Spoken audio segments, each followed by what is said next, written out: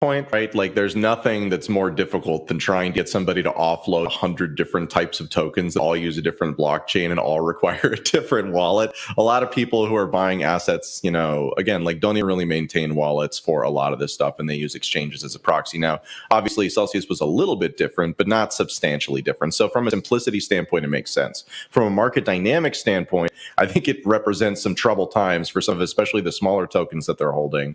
That will get liquidated. And I'm not even really sure it's in the best interest of the kind of end users who are going to be getting some of their capital back as a result of that. Because again, like a lot of times getting liquidated out, there's taxation, there's tax consequences. Like there's just, it makes it a little bit complicated. So I'm cognizant of that, but I think that it does make sense.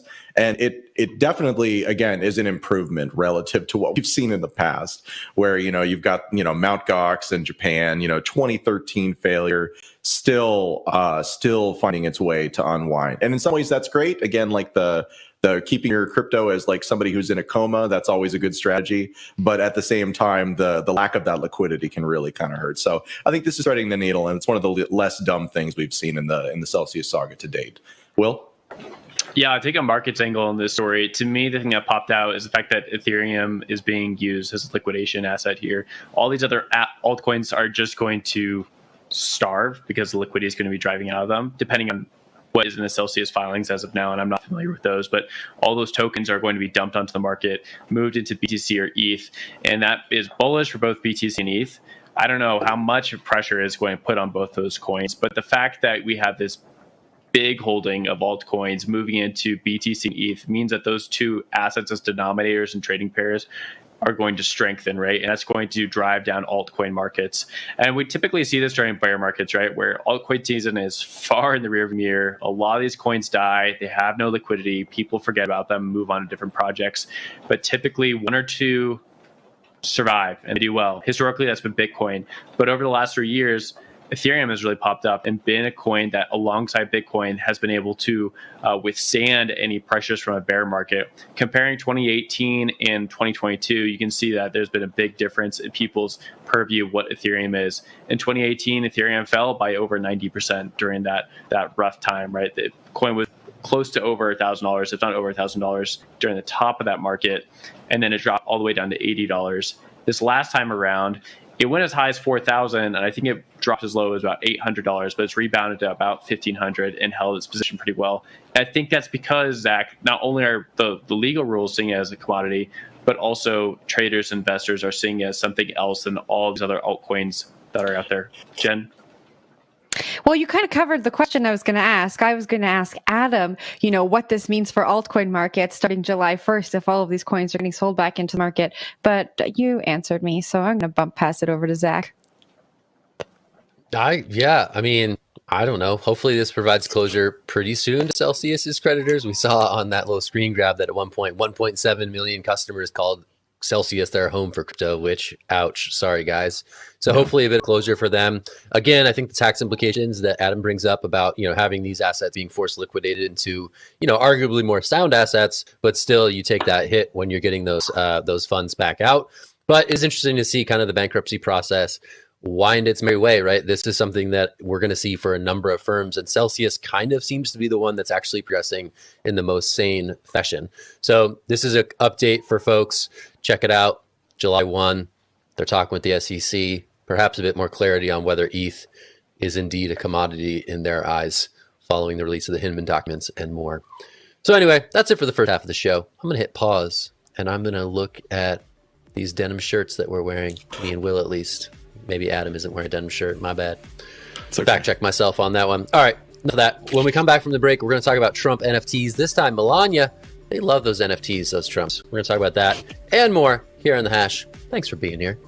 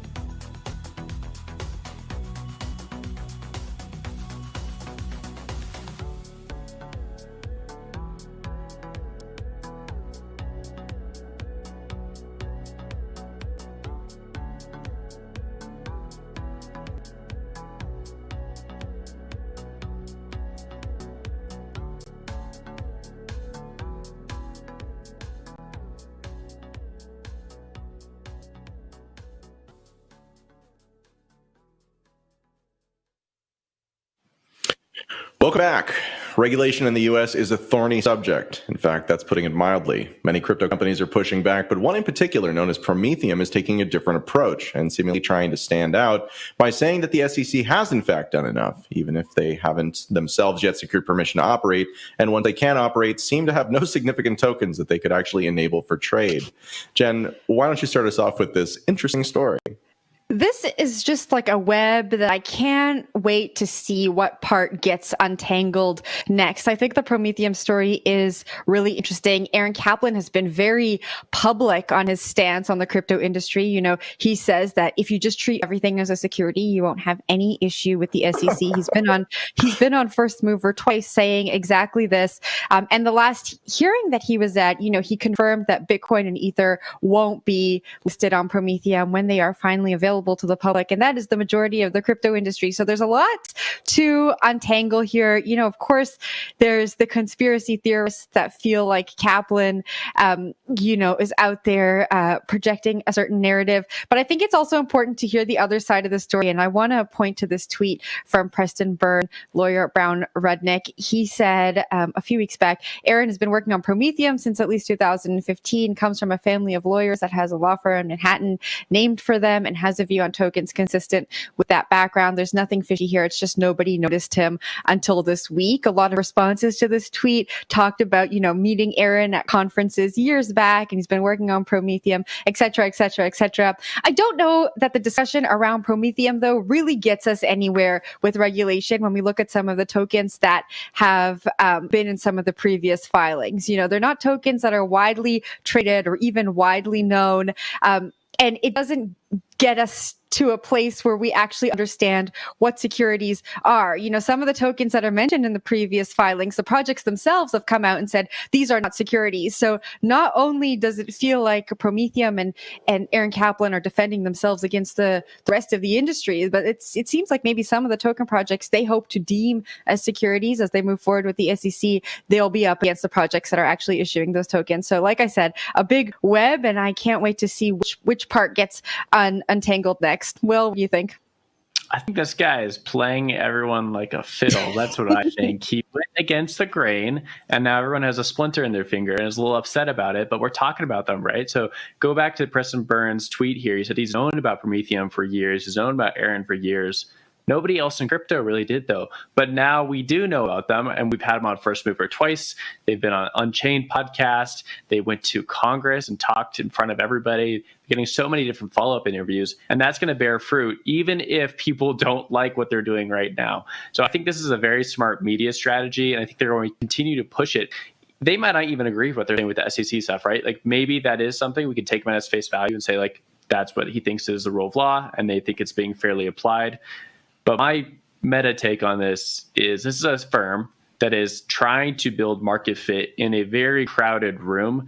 And the best way to do that is to say something that's, you know, uncomfortable to a lot of people. And look how much attention they're going to get. We see the same tactic time and time again with a lot of people in crypto. And a lot of those people in crypto, not a lot of people like, because they're saying things that are uncomfortable and a lot of people don't think they're genuine. But those people often get market fit because they get attention for the first time.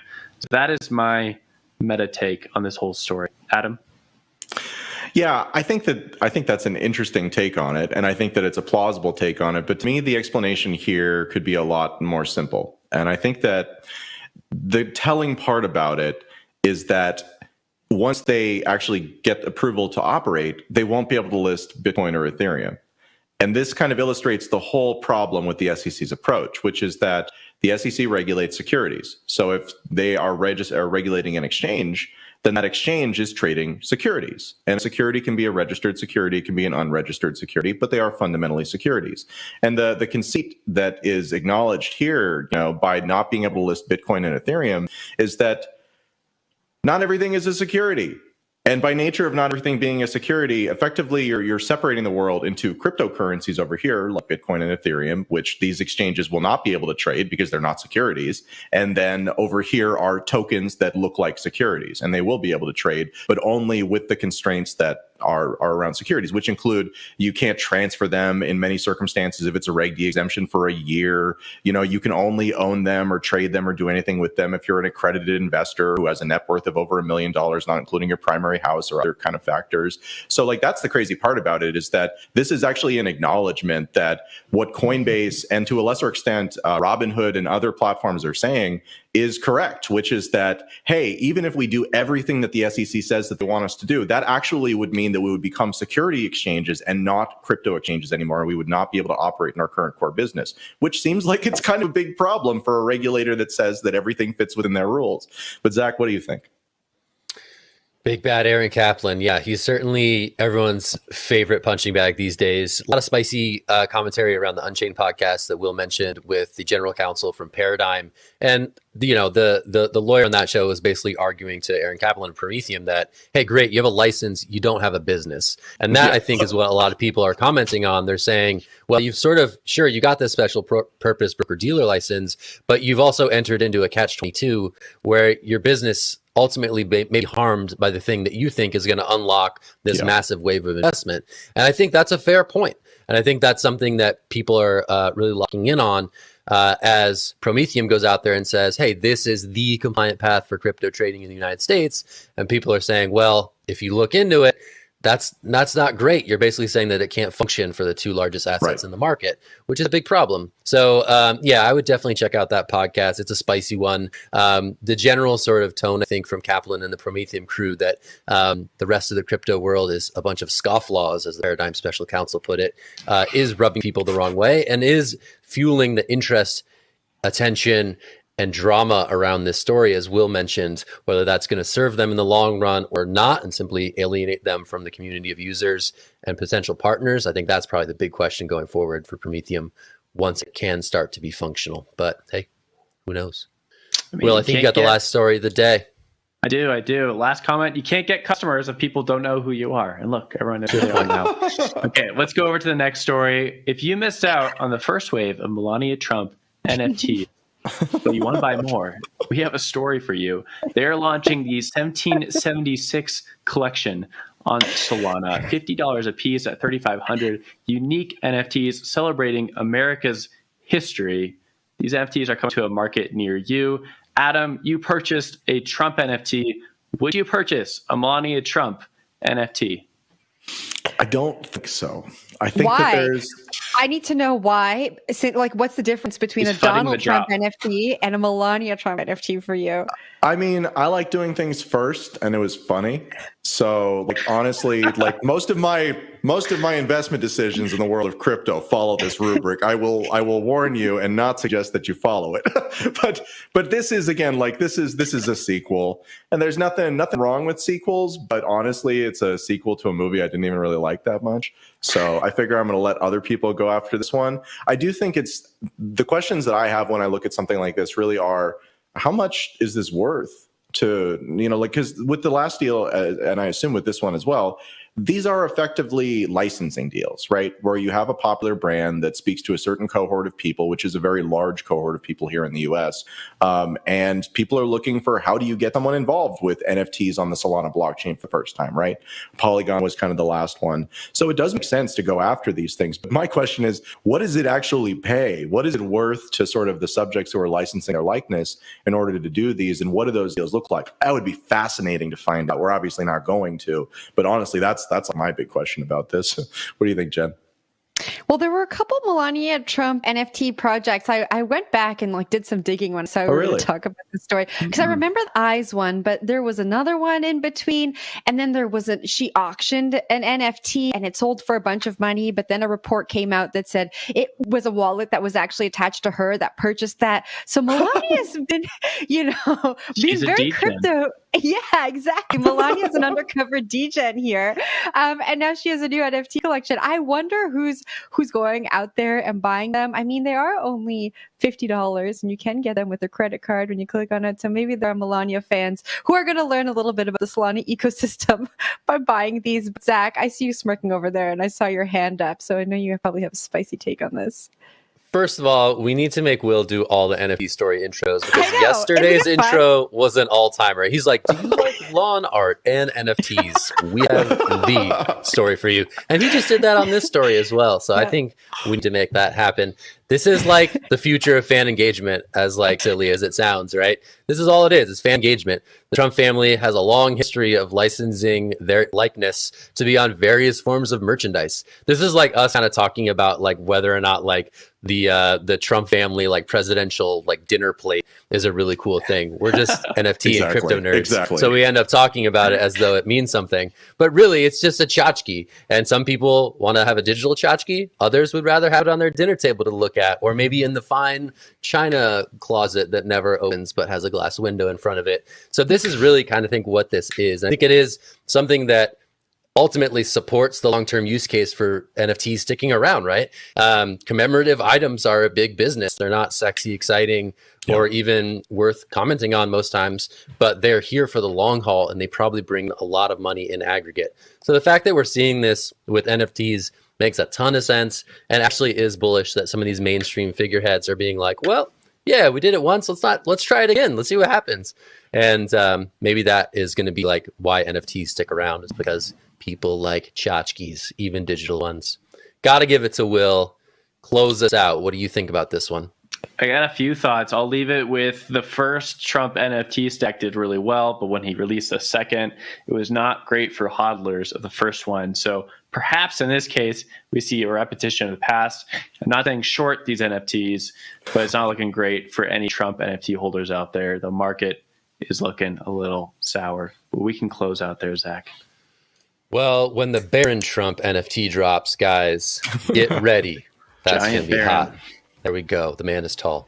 All right. That's it for the show today. That's it for the show this week. We're The Hash. I'm Zach Seward. That's Adam Levine, Jen Sanasi, Will Foxley. Thanks so much for being on CoinDesk TV with us. Check us out as well on the CoinDesk Podcast Network. We wish you a happy weekend. Have a great one out there. Thanks.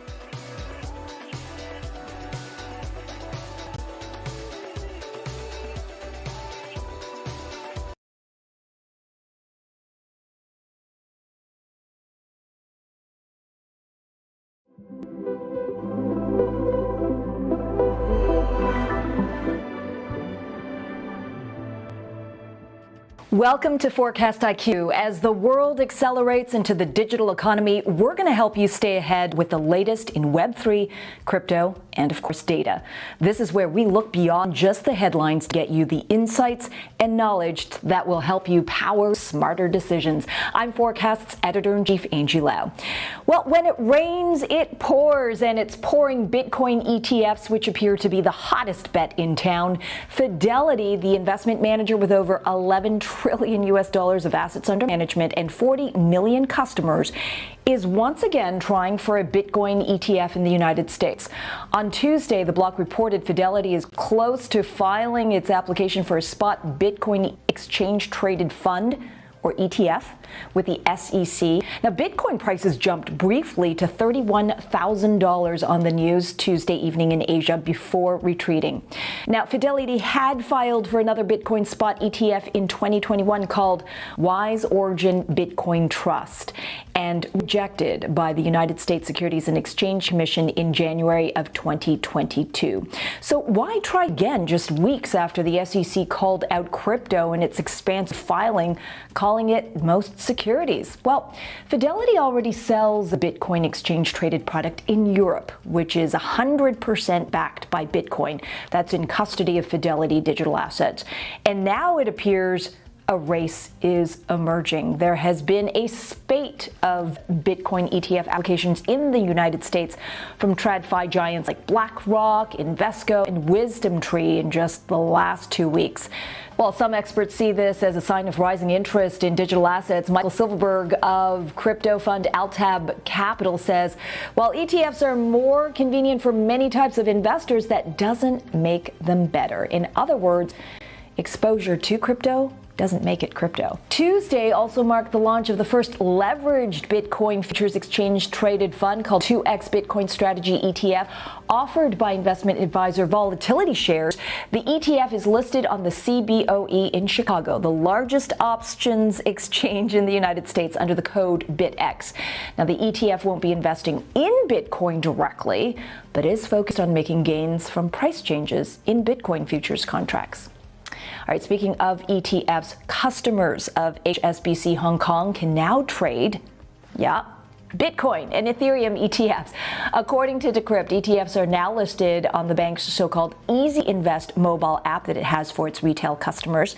The app offers exposure to Bitcoin and Ethereum futures based on derivative contracts that trade on commodity exchanges. CSOP Bitcoin Futures ETF, CSOP Ethereum Futures ETF, and Samsung Bitcoin Futures Active ETF are now available on the HSBC Invest app, according to the report.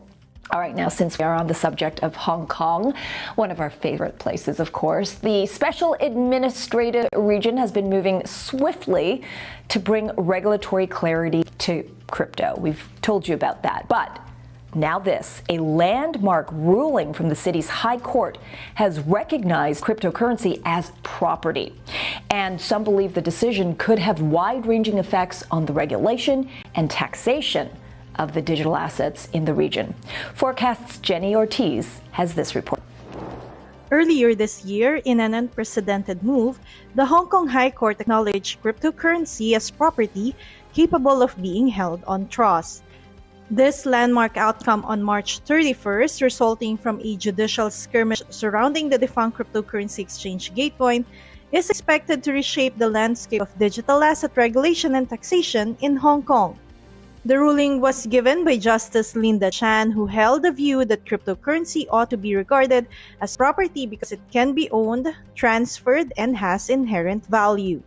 In a statement sent to Forecast, fintech lawyer Christy Swartz of DLA Piper said the ruling confirms crypto assets do not exist in a lawless realm and holders of these assets are protected under Hong Kong law. This is echoed by law firm Dechert's Michael Wong. When you actually buy a piece of cryptocurrency, you can go to the court and enforce your proprietary rights of that currency against whoever. I think it's a good sign. Gatecoin was wound up by court in March 2019, with liquidators appointed after a failed attempt to recuperate disputed funds from a previous payment service provider. Following the closure, Gatecoin's liquidators sought legal advice on how to classify the cryptocurrency held by the exchange. The court had to decide whether it should be treated as property held on trust or be made accessible to a general body of creditors. Jason Chan of Dechert told Forecast several jurisdictions have also earlier decided on a similar issue. This case really follows, a long line of other common jurisdiction cases. For example, England, Australia, Singapore, Canada, and New Zealand, and even in the US, they all kind of already recognizes the crypto as property. Meanwhile, Swartz added, the Hong Kong ruling is likely to serve as yet another persuasive authority for courts who have to decide on questions relating to property rights associated with crypto assets. To be honest, I think Hong Kong, in terms of the approaches, I think they're moving in the right direction. And the more regulations they've published, the better for the industry because it provides certainty. It tells people what you can do, what you can't do. As Hong Kong moves towards its goal to be a global crypto hub, regulatory clarity on what is a cryptocurrency is precisely what's needed. Jenny Ortiz, Forecast. All right, great stuff there from Hong Kong, Jenny. Shifting gears to Singapore, last week, the Lion City Central Bank gave an in-principle go-ahead to payments network Ripple Labs application for payments license. Rahul Advani, Ripple's policy director for Asia Pacific, joins us right now to break down this landmark development for the company and to dig a little in on the details. Rahul, great to see you. Thank you for having me, Angie. It's a pleasure to be here. All right, congratulations on the in-principle approval for a major payment license from the MAS. So tell us, what does this mean for Ripple's operations in Singapore and the Asia Pacific? It allows us to offer regulated digital payment token products and services, which will enable us to better support and scale the use of on-demand liquidity, or ODL, by our customers in Singapore and across the APAC region, and that are looking to explore blockchain and digital asset technologies for their cross-border payment and treasury use cases. With on-demand liquidity volumes surging in Asia Pacific, we know that there's great appetite from customers in the region to engage and explore with blockchain digital assets. And this obtaining the in-principle approval of the major payment institution license to better support these progressive customers and scale our ODL services to ultimately build a more inclusive and borderless financial system. Okay, right. Rahul, so how does Singapore then fit into Ripple's global operations? Singapore's location makes it a prominent gateway to emerging markets in Southeast Asia, as well as developed markets across the Asia-Pacific region. We're a global business, and we remain hyper-focused on building our teams outside of the US.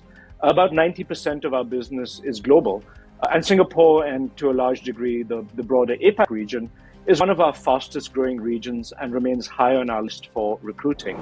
You know, at the start of the year, there was speculation that Ripple's case with the US SEC will be settled by mid-year. Well, we're here now. Can you give us an update on how the legal case is unfolding? We continue to push for a speedy resolution, and we look forward to proving that Ripple did not violate securities law and that the SEC never provided Ripple with fair notice that its actions would ever be prohibited under the law. The decision and timing is ultimately up to the judge. We don't have any control over that. Okay, lastly, Rahul, I got to ask you about this. Ripple acquired digital assets custody for Metaco for $250 million. It's $250 million US in mid-May. Can you give us an update on how that integration is going, and how does it fit into the global strategy for Ripple? So acquiring Metaco makes Ripple the leading enterprise solution provider in the space. Both Metaco and Ripple share strong, digital asset and crypto DNA. So this is the first of many offerings as we continue to build and invest in crypto infrastructure. All right, Rahul, thank you so much for joining us on the show. Really appreciate it. All right, everyone, time for a quick break, but we will check in on cryptocurrencies and the NFT markets when we come back. Stay with us. Forecast News is your gateway to all things blockchain, breaking down and breaking through the noise with the people who know it best and why it matters. We go to where the action is, from Asia to the world. Forecast is the most reliable source of intellectual discourse and insight that informs, educates, and bridges the gap between the blockchain industry and the mainstream. The future is being built, and Forecast has it covered. This is Forecast News. All right, welcome back to Forecast IQ. I'm Forecast Editor-in-Chief and your host, Angie Lau. It's great to be with you, and thanks for joining us. It has been an interesting week for crypto. We saw Bitcoin hitting levels not seen in over a year, even as ETH, the largest altcoin, gave up about 4% in the last 7 days as institutional interest racks up. So how are market experts playing this out right now? We've got Justin Dathinen, Head of Business Development at KeyRock. He's here to talk about just that. Justin, it's great to see you. Hey Angie, thanks for having me on. All right, let's kick off with Bitcoin ETFs. The first leverage Bitcoin futures ETF, as we said, just started trading this week. What is it exactly? How are futures ETFs different from spot Bitcoin ETFs? I have a very negative view when it comes to futures ETFs. I think they're very inefficient instruments because there's a lot of infrastructure and costs required to buy, hold, and roll over futures, whether they're done on a monthly or quarterly basis. And so it almost means that by definition, you're going to underperform the price of the underlying. That doesn't require those costs. But of course, the whole point of an ETF is how accessible it is to institutional investors, professional investors, and also just retail if they have access through an app or a platform or a broker, right? When you talk about spot ETFs, they're a lot more complex because there are security concerns, regulatory and compliance concerns that the regulators, at least in the US and in many actually jurisdictions, can't really wrap their heads around, and that's why it's so hard to get a spot Bitcoin ETF. Yeah, it's interesting to see how institutional players remain pretty optimistic about Bitcoin ETFs, as we've seen with BlackRock and Invesco and WisdomTree, and of course now Fidelity, even as retail investors are still slightly wary. What are these institutions seeing that maybe the average retail investor isn't yet? I don't necessarily think it's a difference between a perspective on the asset class or the space itself, between retail and institutional investors. I think they just go about the space in a very different way. When you're an institution, you're going after an infrastructure or a product that caters to that market and to investors. All right, Justin, let's shift away from ETFs. Let's take a look at the markets right now. I really want to talk to you about this. Bitcoin sitting around the $30,000 mark, even though a lot of people predicted that it would be between 25 to 30K for a little while longer. So what's your take? Sure. So Bitcoin has performed very well in the past 7 days on the back of all the positive news we've had. We might keep on going up if people are still enthusiastic about it and if the macro environment itself remains positive, but things change very quickly in crypto in general, right? So I think it's too soon to say fundamentals are all rosy and positive and we should all be buying Bitcoin. But right now, at least, the fundamentals are definitely very positive, and so there's no reason why Bitcoin couldn't stay or even go higher than 30K. Justin, always a pleasure speaking to you. Really appreciate it. Thanks for joining us. All right, over to the world of non-fungible tokens, NFTs, as you know them by. Bitcoin Ordinals protocol has emerged as quite the fierce competitor to Ethereum NFTs in June. 4 out of the top 5 NFT collectible sales in the last 30 days were on the Bitcoin chain. And as you know, we track BTC Ordinals on cryptoslam.io. Let's get in our very own Yehuda Pesher to break down that nitty-gritty of the NFT market. Yehuda? Sentiment across the NFT ecosystem continues to be positive as traders' optimism is stoked by bullish crypto news. A majority of NFT trading happens over on Ethereum, where the price of Ether is threatened across the 2K mark. So why am I mentioning crypto? Well, NFTs and crypto are closely tied, but you won't typically see them running together. When crypto is running up or down, NFTs typically stagnate, and that's because the price of crypto affects the price of NFTs pretty significantly. On the flip side, buying an NFT whose price could drop the moment you buy it, well, that's not ideal either, so buyers are also sitting out. Established Ethereum projects, collections like Moonbirds, CloneX, and Doodles have fallen to all-time low points. But even still, NFT traders are feeling optimistic. That's largely because of the art scene and because of some exciting announcements in some of NFT's biggest projects. Azuki's Follow the Rabbit event in Las Vegas last Friday saw the project's founder Zagabond deliver another check your wallet moment. And this year's announcement delivered them NFTs from another new collection called Elementals. The impact of the announcement saw a decrease in Azuki's floor price, but the following days saw Azuki's average sale price increase to one of its highest points since March, when it reached $46,000. The new Elemental collection will likely have an impact on Forecast 500 NFT index because collectors may want to liquidate existing assets they hold across other collections to get a stake in this new Azuki collection. Plenty of others are having a very rough stretch. That's including the Bored Ape Yacht Club, who continues to see falling prices as the narrative across the NFT community focuses on the collection's falling floor prices. It reached as low as 33 ETH. Large Bored Ape holders like Machi Big Brother and Franklin together have sold over 60 Bored Apes.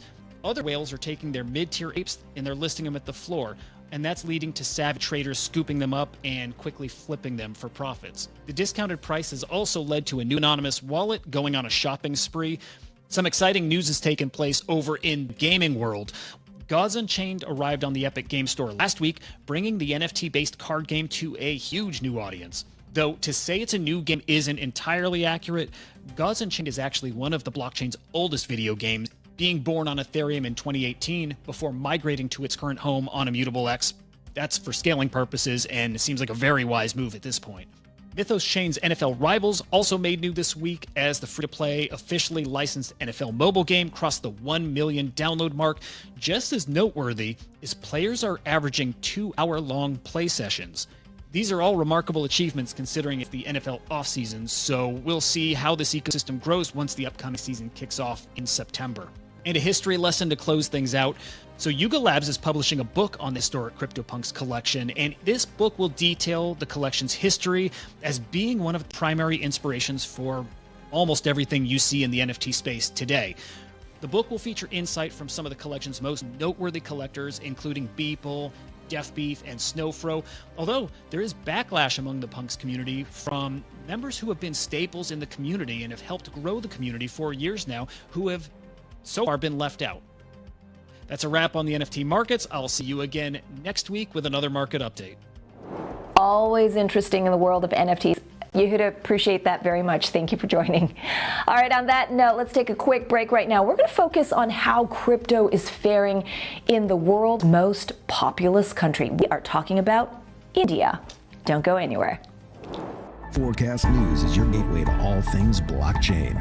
Breaking down and breaking through the noise with the people who know it best and why it matters. The future is being built and Forecast has it covered. This is Forecast News. All right, welcome back to Forecast IQ. We're going to talk about crypto in India right now. It's been a rough spot for the better part of the past year. We've got regulatory changes, taxation, and market movements, and it's all impacted the crypto landscape in the South Asian country. Forecast's Pradipta Mukherjee takes a closer look at where the industry stands today.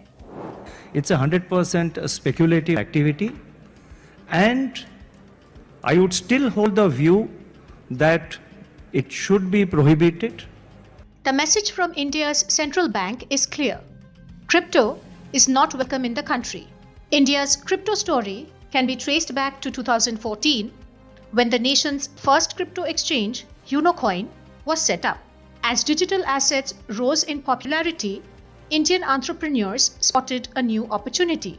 And over the next few years, local cryptocurrency exchanges, CoinSwitch, CoinDCX, and WazirX were set up. Matic Network, which later went on to become the Polygon blockchain, was created in Mumbai in 2017. The building scene is still quite vibrant in India. Of course, there are certain, say, startups which have left, in the sense that they have now set up in some other jurisdictions. But still, majority of them still work and stay in India. In 2021, India introduced the cryptocurrency bill. 2 years on, the bill has yet to become law. Anand Purushottam of Crypto Legal told Forecast, it is likely that we will see a new version of the bill this year, and the outcome will depend on India's discussion with the G20. And a lot depends on the kind of deliberations that G20 member states are actually going through. So once we have some clarity on what members under G20 think about it, they are also likely to release a report soon, probably in 2-3 months. And that report of G20 is likely to, in my opinion, shape the kind of crypto bill that we'll see in India. While digital assets were not officially banned, regulators were clamping down through enforcement. In the 2022 budget, India introduced a 30% flat tax on all crypto income and a 1% tax deducted at source, or TDS. This had an immediate impact. Crypto exchanges saw trading volumes drop as much as 90% from July last year, and over $3.5 billion of crypto trading moved to offshore crypto exchanges, according to one estimate. Earlier this year, India also expanded the scope of Prevention of Money Laundering Act, or PMLA, to include digital assets, which requires crypto exchanges to conduct due diligence and report suspicious transactions. India's Financial Crime Fighting Agency, the Enforcement Directorate, has been investigating at least 10 crypto exchanges for alleged money laundering and has seized over $115 million so far. This taxation is kind of a regulatory tool that the government wanted to use to maintain a status quo. And this status quo becomes very important because, say if we look at the timelines, then tax was imposed last year in March, and that was the time when, though even now we don't have cryptocurrency specific law. While India has been bearing down heavy on crypto, it sees value in the underlying blockchain technology. Speaking to Forecast, Raj Kapoor, founder of India Blockchain Alliance, said various industries are adopting the technology. What we do promote is the adoption of the technology, that's blockchain, and the distributed ledger technologies, and everything which flows with it, that is the metaverse, the NFTs, the DeFis, and the Web3s, all that is coming inside now. The South Asian powerhouse has also been working on developing its own CBDC called the e-rupee, which the central bank sees as a game changer. CBDC is the future money. Large number of countries are working on CBDCs. Technology is becoming more and more robust in this area. We cannot be left behind. Countries' leading banks, including HDFC Bank, ICICI Bank, and Kotak Mahindra Bank, participated in a CBDC pilot launched late last year. The e-rupee trial tested both wholesale and retail payments.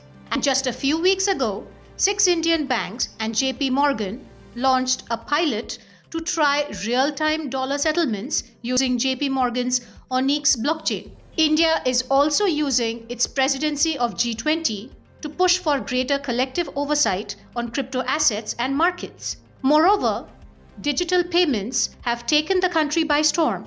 Even street vendors proudly display QR codes for payments. I don't think it's really a question of survival in the sense that, at least personally, I don't think the taxation regime that is applicable today will continue. And it's kind of a transitory provision where once the regulatory part is clear, then there will be a rationalization, and probably we'll see at least some form of tax benefits given to the ecosystem. The future of the whole entire asset class is going to be tokenized. Today we have tokenized real estate, we have tokenized bonds, we have tokenized, we can tokenize green carbon credits, we can tokenize anything which is an asset. The next 5 to 10 years will see a major paradigm shift from the way things are today to getting tokenized. Could crypto then be the next step in the country's fintech journey? Will we see clearer regulations and a well-defined crypto ecosystem develop in India? Or will crypto firms be pushed further into the shadows? Well, we will surely keep a watch. In Kolkata, India, I am Pradipta Mukherjee. Well, that's a wrap on this week's show. It's always great to be with you. Remember to like and subscribe to this video if you're watching us online. It helps us get to you and get all of those insights to you better. Or stay tuned right here on this channel if you're watching from home, the office, or really wherever you are. We really appreciate the time that you've spent with us. It's easy to stay connected with Forecast for the latest developments in the world of crypto and Web3. I'm Forecast Editor-in-Chief and your host, Angie Lau. Join us again this time next week as we bring you the latest from the world of Web3 and why it all matters. Forecast IQ. Get intelligent in Web3.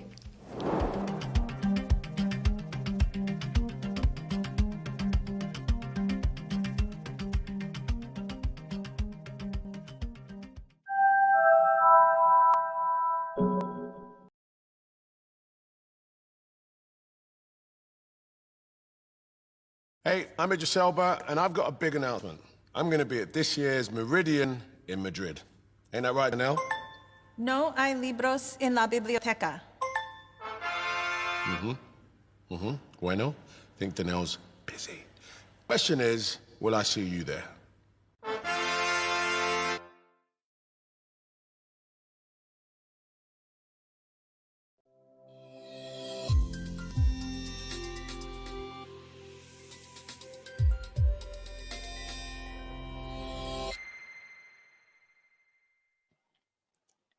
Good morning, happy Friday, and welcome to First Mover, your first global look at today's action in Bitcoin, blockchain, and digital assets. I'm your host, Jen Sanasi. My co-hosts, Lawrence Lewitton and Emily Parker, are off today. And so myself and the amazing technical team behind me are the only suckers working this long weekend, but we have a great show for you. Let's take a look at what's going on in the markets this morning, starting with Bitcoin. The Bitcoin price XBX index is at $31,003, going up again after some Fidelity news when it comes to Bitcoin ETFs. We'll talk about that in just a little bit. Let's see what's happening in Ether. The CoinDesk Ether price ETX index is at 1,907, up over 2%, following the same trend as Bitcoin this morning. Let's see if DeFi assets are following suit. The DFX CoinDesk's DeFi index is at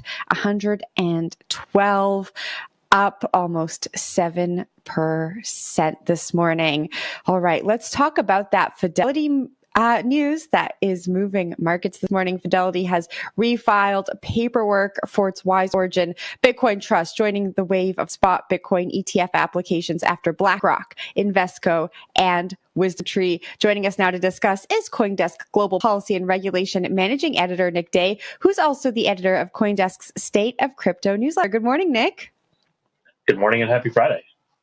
Happy Friday. All right. We're gearing up for the long weekend and we have another Bitcoin ETF filing. This is Fidelity's first application since it was rejected in January 2022, right after the SEC said no to Bitcoin ETF applications from First Trust and Skybridge Capital. What happened then? What are they doing now? Why is now the time for this flurry of applications? To answer your last question first, honestly, I think now's the time because BlackRock did it. And I think everyone's got this assumption that BlackRock, it has a pretty good record, right? It's had exactly one ETF rejected out of nearly 600, I believe. So, it seems to be the idea is, well, if BlackRock's doing it, clearly they think that there's some compelling reason. But what's really interesting to me is we haven't seen much change in terms of the actual underlying Bitcoin spot markets that might warrant change, right? So if you look at all the SEC rejections from years past, and there have been some pretty lengthy, explanations of why they've rejected some of these spot Bitcoin ETF applications, and they come down to a lack of surveillance sharing agreements with markets of significant size. So basically, the SEC is saying that there's no spot Bitcoin market that is regulated enough, that is secure enough that it can prevent market manipulation or other issues from occurring on the overall market. So I'm really curious to see what's changed because that hasn't changed. There's no spot Bitcoin market that's regulated by the SEC at this point, or even the CFTC, that screams, okay, well, this is definitely what the regulator is looking for a Bitcoin ETF application. Could there be something in this surveillance sharing? So recently we saw Cathie Wood's ARK Invest amend their spot Bitcoin ETF to include the service sharing agreement. This is similar to the language used in the BlackRock filing. Is there something there maybe? Yeah, that definitely addresses one of the SEC's big complaints that they haven't had the surveillance sharing agreements in the past, or if they have, that the markets that they've set them up with weren't significant or regulated enough to satisfy the SEC's concerns. So that definitely seems to be what these companies are saying they've solved. BlackRock, Fidelity, even as you mentioned, Cathie Wood's company. They all seem to think, okay, well, we figured out how to set up this kind of surveillance sharing agreement with a market that should meet the SEC's needs or demands. But again, I'm really curious to see what markets they choose, because at least as of today, June 30th, 2023, we haven't seen any of these markets really come into place. Now, the one thing that might be the case is these companies might be thinking, okay, well, the SEC started to bring lawsuits against crypto exchanges. Perhaps there will be a more regulated spot market by the time they get to the end of the review period, which could be as long as 240 days from whenever the SEC first acknowledges them. So that might be what they're anticipating, and this is just kind of a first swing at something they expect to see in place in the next couple of months.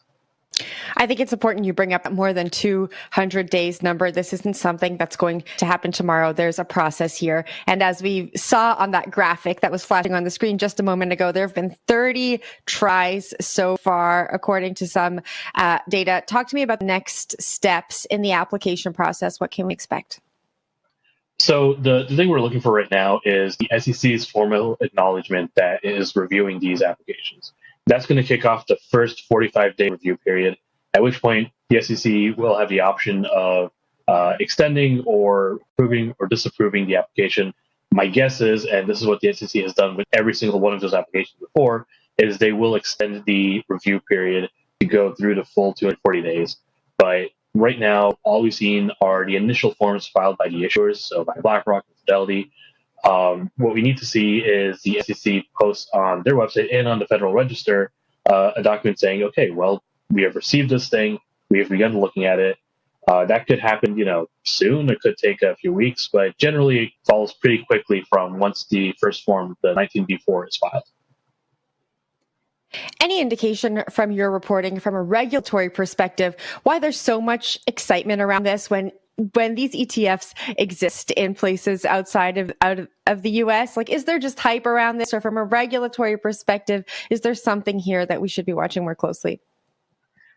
Well, companies have been applying for Bitcoin ETFs for years now, and the argument has always been that if you have an ETF structure, it lets people gain access and exposure to Bitcoin without having to actually buy into Bitcoin. So if there's concerns about, for example, things like security, or for people who don't want to deal with their own wallets, or for, companies or, accredited investors or, sophisticated investors who want some kind of security and assurance about what they're investing in, but don't want to, or can't deal with the actual Bitcoin market. In theory, this will provide them with access. Also, Bitcoin ETF should be, accessible by anyone, really, any kind of retail trader. So, show up in your TD Ameritrade account if you want to. So basically, security is one thing, and then the ease of access and accessibility is the other thing.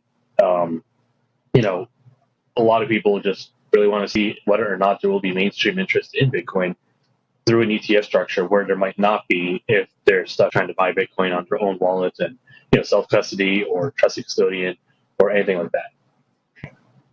All right, Nick, we are going to leave it there. Thank you so much for joining us this morning, and I hope you have a great weekend. And you. That was CoinDesk Global Policy and Regulation Managing Editor Nick Day. Don't forget to sign up for the State of Crypto newsletter on CoinDesk.com. Joining us now to discuss the crypto market's reaction over the spot Bitcoin ETF race is the CEO of institutional DeFi asset management company Hashnote, Leo Mizuhara. Welcome, Leo. Hi, Jennifer. Nice to meet you. Nice to meet you too, and thanks for joining the show this morning. Now, I have to get your take on the Fidelity refiling. We just unpacked it a little bit with Nick, but what's your take on the ETF and the market's reaction? Yeah, I think the refiling is super interesting. As you guys know, this is the second time Fidelity has filed, and being on the back of BlackRock, WisdomTree, ARK Invest, VanEck, I think this is really showing this demand for this product, and the market reaction is similar. It's showing that a ETF in this space would definitely support Bitcoin price.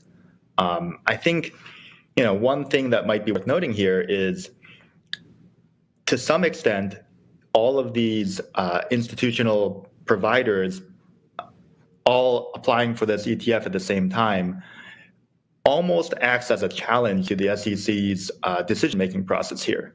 Clearly, these are real investors. These are BlackRocks and the Fidelities of the world think this is a reasonable thing to have on the market. And clearly, many other regulators have also thought the same thing. There are Bitcoin ETFs in Canada, Europe, Brazil, Jersey. There's a lot of precedent for thinking that these are reasonable securities. And so I think this is it's interesting to see this wave of investor demand for this product that the SEC will have to come up with reasonable reasons to accept or deny. I'd love to get your opinion on if you think that this is going to be accepted, given the big names that have filed. Given what Nick Day just told us, not a lot has changed in the U.S. since the last filings were rejected by the SEC. That's right. It's really hard to tell, actually. I have no information on this particular likelihood of these being accepted. However, as the market matures, I think the likelihood of one of these passing only increases. It almost starts to look unreasonable as players even as big as BlackRock are starting to file the same claims. We've seen Bitcoin hold above 30K and hit 31K in the last 24 hours, as we saw at the top of the show. Do you think the market is going to sustain this as we get more clarity over these ETFs? I actually do. I think that this upcoming, well, I think we're out of the lowest of the bear market, and I think this next wave, this next cycle, is going to be really driven by institutional investors. At least that's my thesis, and this wave of ETF filings very much supports that thesis. And I think we'll continue to see more and more institutional adoption of Bitcoin first, but then eventually other cryptocurrencies, and eventually also more of the DeFi ecosystem.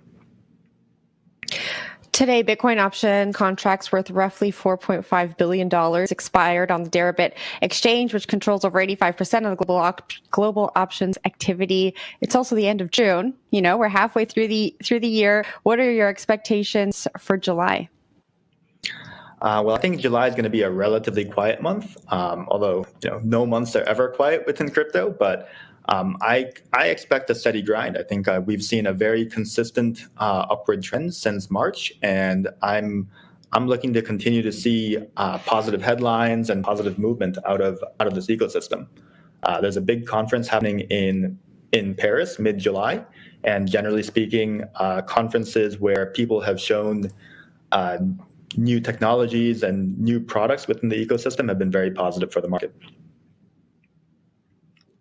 And does your positive outlook pertain to Bitcoin and DeFi assets? You know, I know you haven't been on the show every day this week, but Bitcoin has held steady. DeFi, our DeFi index has kind of been up and down. Both are positive this morning. Talk to me about those two elements of the markets. Do you see them moving in the same direction? Yeah, Bitcoin has been outperforming because of the level of institutional involvement and this positive hype around the ETF, and I think that's very well deserved.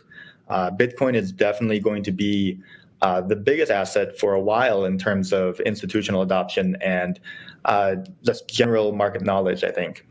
I do think that it will also continue to prop up DeFi and the reasons for the public to use the DeFi ecosystem as well. In particular, I've been watching a lot of the altcoins have been hit over the last month or so, particularly after the SEC filings, but almost all of them have recovered at this point. And I think that's a very positive sign, despite there being not that much news around them. And so we're seeing people really support that ecosystem and understand that not all of them, even if they are deemed securities, not all of them are going to be not unviable at that point. All right, let's talk about this PCE data that came out just before the show started. The Federal Reserve's preferred inflation gauge came out. The PCE index increased 0.1% in May. What's your reaction to how inflation is impacting the wider crypto market? Yeah, inflation and kind of the broader macro ecosystem in general is very impactful, particularly for Bitcoin. I think we've started to see it we've started to see it diverge a little bit from the general macro, given the positive news. However, it is going to be a risk-on asset for a while now. So I think seeing tame inflation is always going to be positive. We've seen inflation come down pretty strongly over the last year, back down to really within range of what the Fed's going to be comfortable with. So the Fed being on pause and inflation no longer really looking like a threat is going to be only positive for crypto in general. Now, I've asked almost all of our markets guests this week, but economists are calling for a recession either by the end of this year or by Q1 next year. How do you think this is going to impact the crypto markets, if you think it will at all? Well, a recession is never good for any risk asset, right? But easier money, if the Fed starts to cut, will certainly be good for both crypto and the tech ecosystem. I also am not certain, though, on some of these calls for a recession. Many of them are predicated on this gut reaction of higher rates means recession coming soon. And I don't think that's the right conditionality, although there is definitely some correlation there. We are seeing a very strong market, a very strong economy, despite the fact that rates are high. The fact that we see this low inflation and low unemployment regime, even now with rates at 5% plus, I think it's hard to say that we're going to get a recession that quickly with such a strong economy going on. All right. And lastly, back in February, Hashnote was the first company to be launched by Web3 incubator Cumberland Labs. Hashnote is also regulated in the US by the CFTC. Where do you see the future of institutional grade decentralized finance headed? Well, I think generally, historically, finance has been very good at ingesting new technologies. And DeFi and this whole crypto blockchain thing is going to be no different. We're seeing adoption from many of the major financial firms in a variety of ways. We've recently seen a resurgence of money market funds on chain, particularly from Franklin Templeton and the like. We see experimentations from guys like Goldman Sachs and JP Morgan all the time. And so I think it's only a matter of time before we ingest all this technology and make a new financial system that's really driven by blockchain technology. And that's what we're doing at Hashnote. We think that because the future of finance is going to be driven by blockchain, having an investment manager that is blockchain first really is going to be an advantage as more and more of these assets go on chain. I think it's as inevitable as the electronification of equities markets, for example, which may have looked crazy to people in the 80s, but now we can't imagine a financial market that's not fully electronified and traded on the internet. Anything that you think needs to change with regulation to achieve this future you just described? Oh, almost certainly, right? That's the one thing that everyone is terrified about, particularly in the U.S. It's really a shame to see so much of the talent going abroad, as many of the other jurisdictions are actually quite positive on blockchain technology and crypto. We're seeing a lot of positive developments in Europe post-MiCA. Hong Kong is trying hard to attract talent at this point with their new regulation, and the Middle East is very positive and very proactive in trying to attract crypto talent as well as crypto money. So I am quite optimistic still about the U.S. being able to change course. I think we have a history of making great last-minute decisions, and so we're awaiting that as we set up shop and are expecting the U.S. to eventually make the right decisions, and perhaps do so in a very cautious manner. But with the type of money at stake, I think caution is a perfectly reasonable way to enter this market. All right, Leo, we're going to have to leave it there. Thanks so much for joining the show this morning, and have a good weekend. Thank you very much, Jennifer. You have a good weekend too. That was Hashnote CEO Leo Mizuhara. We're going to take a short break, and when we come back, new details are out surrounding FTX's latest bankruptcy deadline. We'll discuss with an expert in the distressed crypto asset market next.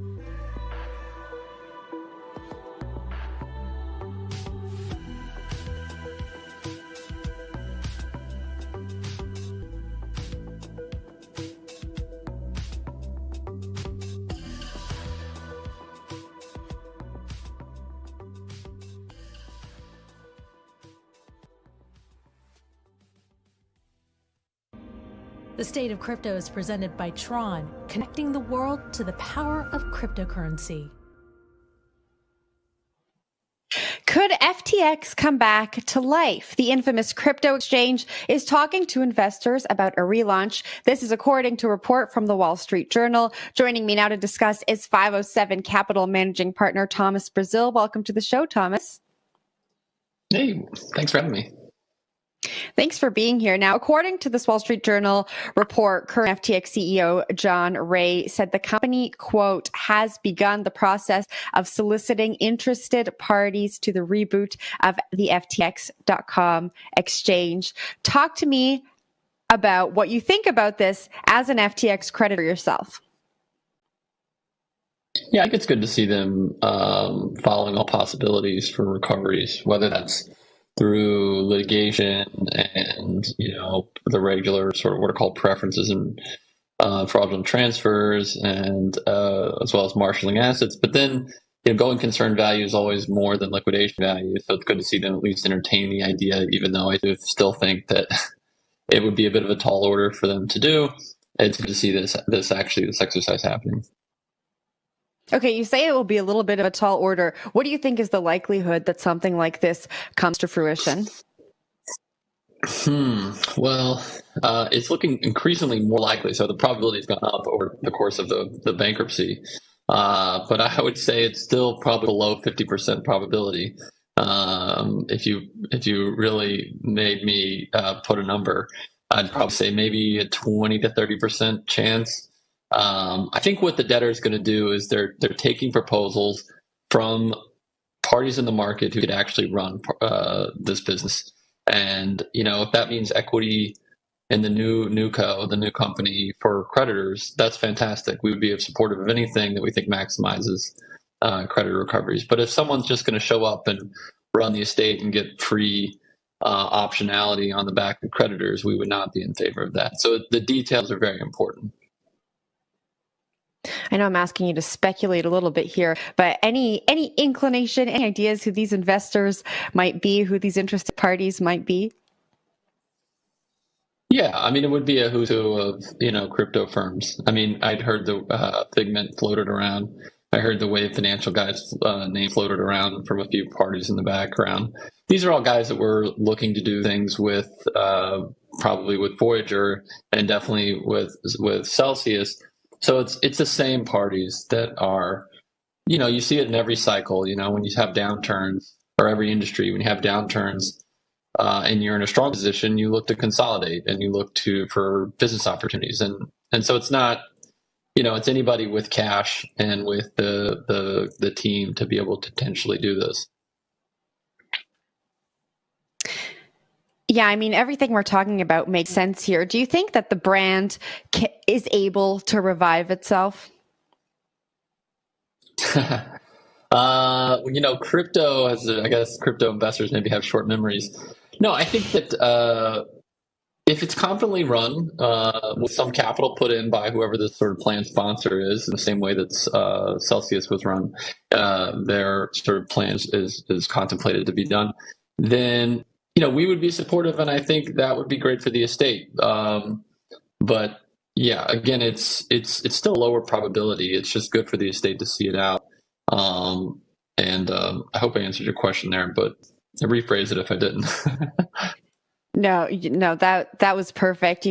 We introduced you as an expert here. You started buying Mt. Gox bankruptcy claims back in 2015, and 507 Capital is a major buyer of claims like FTX, like we've spoken about, 3AC and Celsius. Talk to me about the marketplace for buying and selling claims like this. Sure. So I just a tiny bit of context. I started getting involved in Mt. Gox, and we started buying claims and have been a major buyer of claims across almost every crypto insolvency, and not just claims, but we've looked at doing what are called debtor in possession loans and any sort of litigation finance or anything that might be interesting. So at the end of the day, we're in this ecosystem, and we're believers long term in the ecosystem, and that's why we've put a stake in the ground that we want to be a part of these restructurings. Because long term, the ecosystem has to grow for us to benefit. So yeah, the market in general, there's a pretty active market for FTX. I would say Celsius, there's a pretty active market. Voyager, not as much, and Three Arrows, not as much. And there are a number of tertiary dockets that people don't probably talk about that really aren't so active. But, it's good. The American process for bankruptcy is great because in FTX, there is a lot of disclosure. And so that allows buyers to be able to really get under the hood and understand the process of what the recoveries might be long term, and therefore offer decent compensation to people. And it also helps the seller get comfortable that they're not being hoodwinked into selling. Like they feel like they know what's going on in the case. So, I have to ask you, given your experience, about a new product that hit the market recently by 3AC founders Kyle Davies and Suzu. They launched OPNX. They're tokenizing bankruptcy claims. Do you think there's a future for a product like this? I do. Not sure if it's the right team to be doing it, but I definitely think that the idea of tokenizing bankruptcy claims is super cool, much less incremental than the idea of maybe a marketplace. Not that there's anything wrong with a marketplace. The marketplace is fine too. But I think innovation in the restructuring space is great. And it's nice. It's unfortunate for creditors that are caught up in it. But let the competition begin for creditor assets and eyeballs to be able to monetize their claim in any way they can. Some might say that these two co-founders understand bankruptcy better maybe than the rest of us. Yeah, no comment. I don't know what to say to that. I wish them the best. I think it's great for creditors to have just more options. It can't hurt. All right. I want to talk about something you tweeted yesterday. You tweeted a line item from John J. Ray's expense report. It shows the current FTX CEO is researching treasury investments and cash options. Explain what that means and why it matters. Well, I guess if rates are 5%, 5% on $4 billion or whatever, $3 billion, whatever the cash holdings are at this point, would be fantastic for the estate because it could help with the administrative burn. But in the U.S. bankruptcy, and I'll say I'm not a lawyer, we invest in these. So I think I'm saying it right. When you're supposed to be in FDIC insured accounts, so for him to basically go and do treasury management, he'd have to motion for the court to get approval for whatever they were doing. But there is huge cash balances, and they are just sitting around. They should be invested in a conservative, but it wouldn't be wrong in a prudent but conservative way. I don't see why they wouldn't be looking at this. So it's nice to see. I think people have talked about it for a while on Twitter and other places. And look, I had the opportunity to meet John in person a few weeks back, and he was fantastically great and candid. And I think this is just more of John being John, which is trying his best to increase recoveries for creditors. Thomas, thank you very much for joining the show today, and I hope you have a great weekend. You too. Thanks for having me. Y'all have a good weekend. That was 507 Capital Managing Partner Thomas Brazil. We're going to take a short break, and when we come back, we'll reveal the top places in the world to live and work in crypto, blockchain, and Web3. Find out what those are when we come back.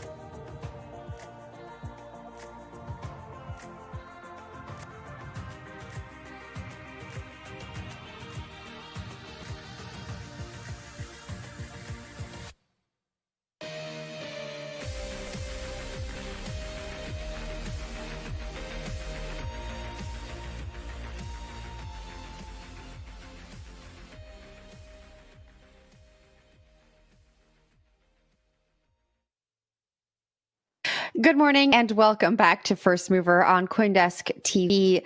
Zug, Singapore, and London ranked the highest in CoinDesk's crypto hubs list this year, which details the best places in the world to live and work in crypto. Joining us now to discuss how these rankings came to be is the CEO and co-founder of IOMob, Boyd Cohen. Welcome to the show, Boyd. Thank you, Jen. Nice to be here. Wonderful to have you on this Friday morning. Now, you consulted with CoinDesk to create these rankings. Talk to us about the methodology. What went into scoring and rating these cities? It's always a tricky prospect, and it's always going to be contentious, the results. And this was the first time we ever collaborated to build this. So it's going to be a learning process for all of us as we move on to future rankings. I actually, in the past, used to do smart cities rankings for Fast Company, and that's kind of how the conversation got started about collaborating. Worked with the team at CoinDesk over, 6 months or so, and we applied. So I have a background in academics, although I've been working in crypto now for 6 years, and have actually visited or been to events at almost all of the top 15 in our list. So I have some context.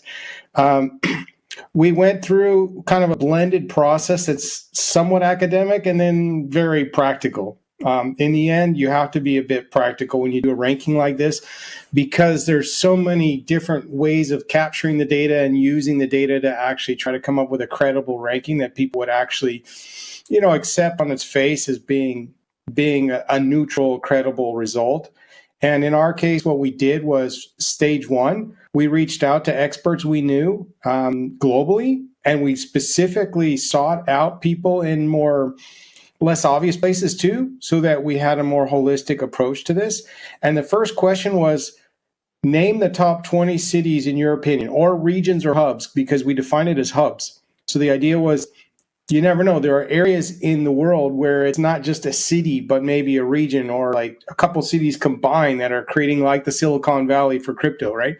So we use that kind of process to get from subject matter experts a list of cities to start with. And then we looked for, out of the 20 or so experts that we got good responses from, we looked at where there was overlap, as in this region or hub has been named by at least two of the experts we reached out to, and that formed the basis of the starting point for the ranking, followed by a collective exercise to choose the indicators that we should select, and then find data that was accessible and acceptable to represent those indicators we wanted to capture.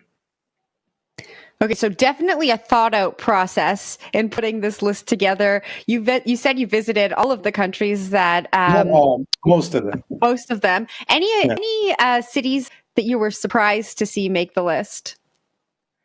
Well, for sure. I mean, I think I barely knew anything about Ljubljana until we did this ranking, so that was one that surprised me. We had some that were maybe not surprising, but didn't make the final cut, that I was happy to see in the first list, but didn't make the final 15, like Lagos in Nigeria, Buenos Aires, El Salvador. Again, going to that point that I think, increasingly, and it's even interesting, some of your prior interviews today regarding sort of the regulatory environment, the approvals of ETFs in the US is kind of interesting to juxtapose. You've got the US market, which did, some people view the rankings as, well, the U.S. did pretty well, because like 6 cities in the U.S. made the top 15. But when you look at most rankings of cities for innovation, usually the U.S. is dominant, right? And in here, I think the first city ended up, the U.S. city was 8th.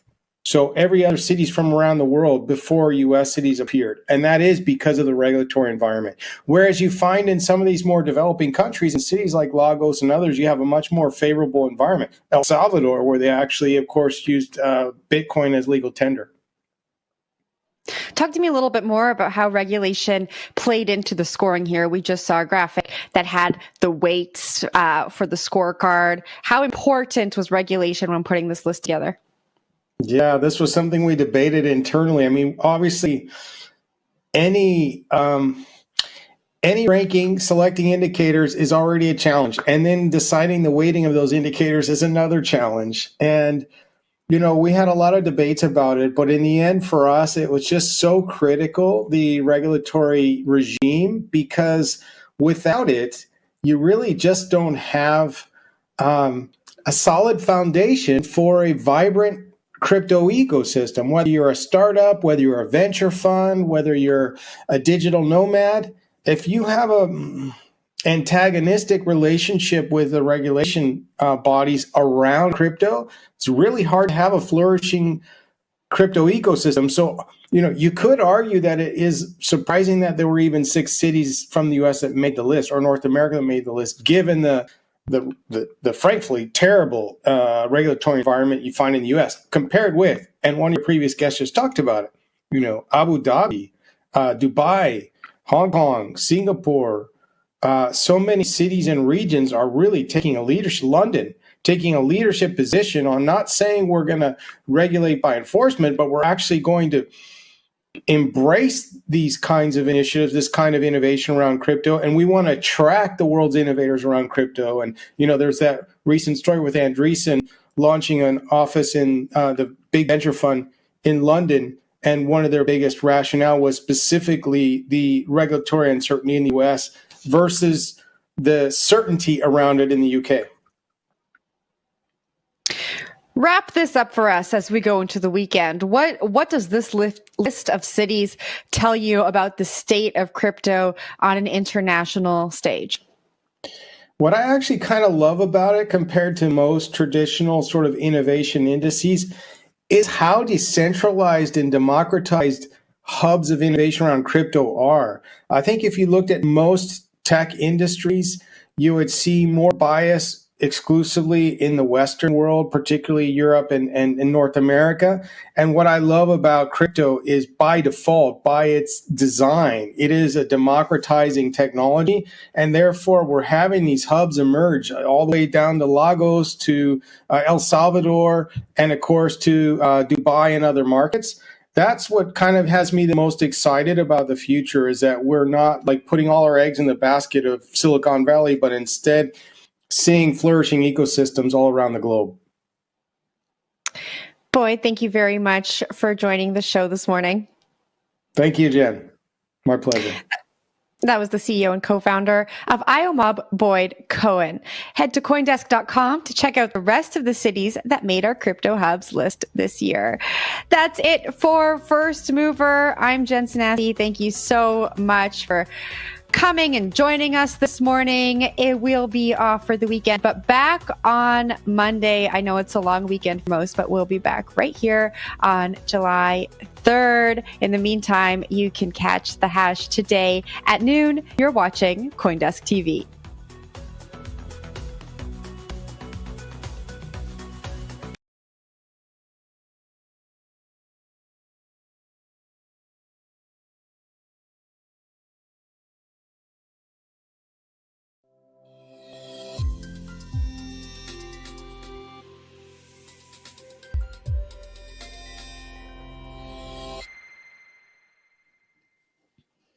Hey there, welcome to The Hash. It's me, Zach. I got Jen Sanasi. I got Adam Levine. We're on CoinDesk TV. That's pretty cool. CoinDesk Podcast Network, also super cool. Check it out. Good stuff. We're here to talk about today's news in crypto and more, and I'm going to kick it straight to Jen for the first story of the day. Jen, what do you got?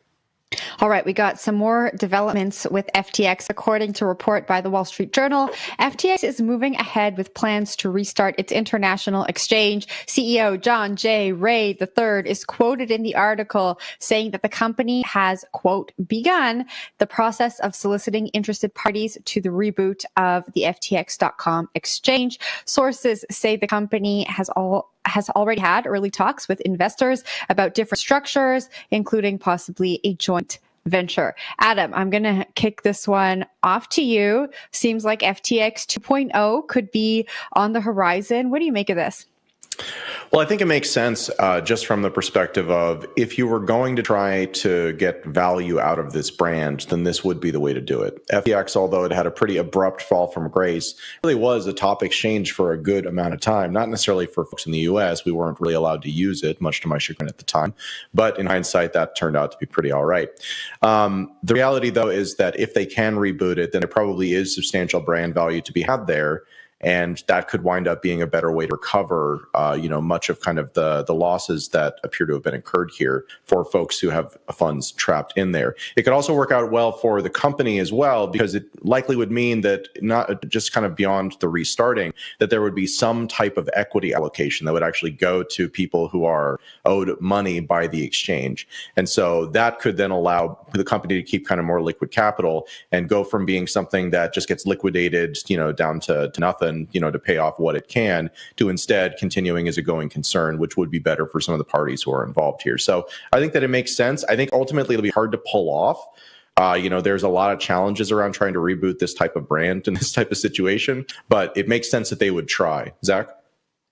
Yeah, a lot of people who used FTX really liked the interface, right? They liked the UX, they liked the functionality.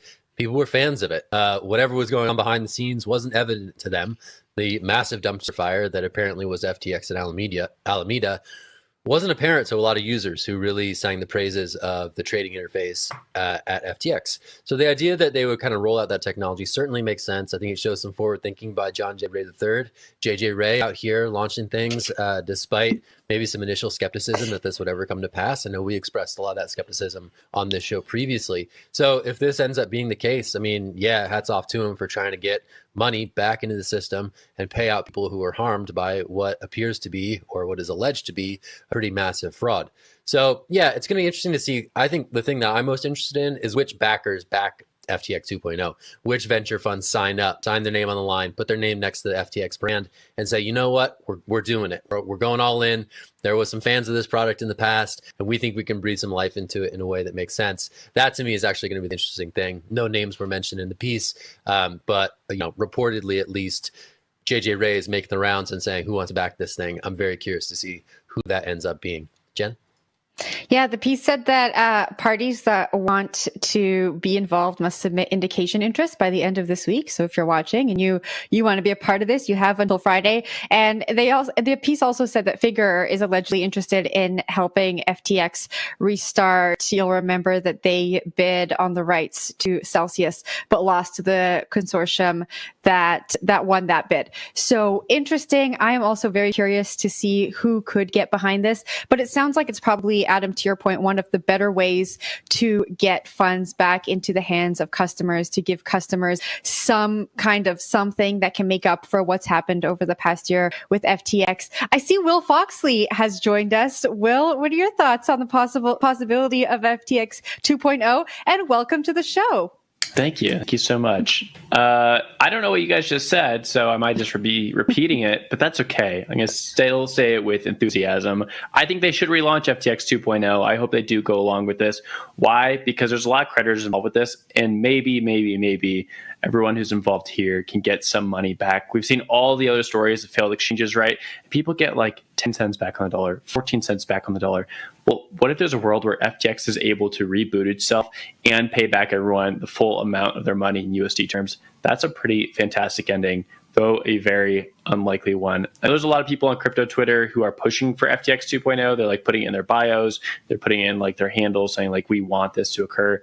It's typically people who obviously lost a lot of money and are well down like the creditor stack and are unlikely to get money because all the money goes to people who had loans out to FTX or our lawyers working on the Chapter 11 case.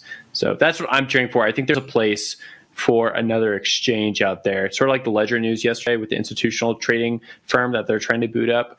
There's a vacuum right now. After FTX left, a lot of liquidity left the market. A lot of people didn't know where to trade. Coinbase is under siege. Binance is under siege. I think it's prime time for another person to step up and build an exchange that a lot of people can use. Did I repeat anyone's talking points? How was that? That was highly value supported our coming points. in blind. That was nice. That was really good. It's professional. Thank I will say that. I wonder how regulators are going to use the narrative. I know there will be probably no validity to saying something like, FTX failed customers.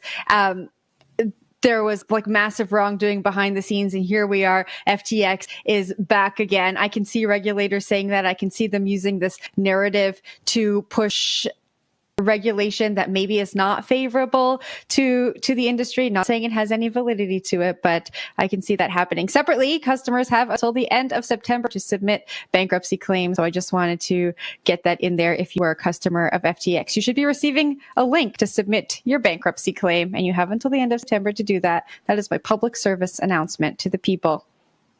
Very nice. Thank you, Jen. Okay, cool. Let's move on to our next story. So next up, publicly listed exchange Coinbase continues to battle allegations from the U.S. securities regulator, which has accused the company of exposing users to what the SEC alleges are unregistered securities. A security, whether registered or not, is essentially a contract with obligations laid out and defined in at least basic terms. And that is the crux of Coinbase's argument for why the SEC is in the wrong here. Quote, because no such obligations are carried in the transactions over Coinbase's secondary market exchange, and because the value that Coinbase purchasers receive through these transactions adheres to the thing bought and traded rather than in the business that generated them, the transactions are not securities transactions, end quote. This is a somewhat controversial take, just because, again, in the world of cryptocurrency, there's a lot of questions about what really is a security as it relates to the Howey test. Zach, I'm going to throw this one to you first. Kind of what's your read on this argument? Is this a strong argument for them? I think it's a very interesting legal tack. I think what you laid out, right, is that tokens don't guarantee an ownership stake in the projects that ostensibly launch them, right? They exist, they do their thing. There's no public disclosure requirements in terms of how these alleged securities would disclose that information to investors. So Coinbase is saying, hey, this isn't what you think it is. Establish clear rulemaking and instead have chosen enforcement. So I think that's honestly the crux of the argument, and is an interesting argument. It's going to be an interesting one to advance through the courts and to see if judges are sympathetic to this argument and whether or not the U.S. securities regulators have done their due diligence in trying to establish a framework for what these other things will be regulated as. Gary Gensler obviously has maintained that just because it's a new technology doesn't mean it's not going to be covered by existing securities laws. And Coinbase here is saying, no, that entire premise is wrong and faulty. And how that's all going to get arbitrated in court is going to be really fascinating. But yeah, interesting to see this as the initial volley. Wouldn't have necessarily expected that this would have been the approach, but certainly it's a strong statement. That's what I'll say. Will, I'll toss it to you. Yeah, I actually kind of disagree with Coinbase here. I think that some tokens that they list are not securities, but some of them do fall under the parameters of what a security would be, even if they use different language and wording. Let's take, for example, a governance token. There's a lot of governance tokens listed on Coinbase. You're able to purchase them there. These governance tokens basically have one purpose. That is to govern the function of a DAO that controls the network. And these DAOs purpose is to streamline the network, adopt more users, and generally increase the price of the token. It's like a classic flywheel for these things. And that's been well known for a lot of these projects. You need that. And I actually don't disagree that that's not a good use case for these tokens. I think a governance token can have good place. But if it quacks like a duck, I think you sort of get the picture, right? Like there could be some problems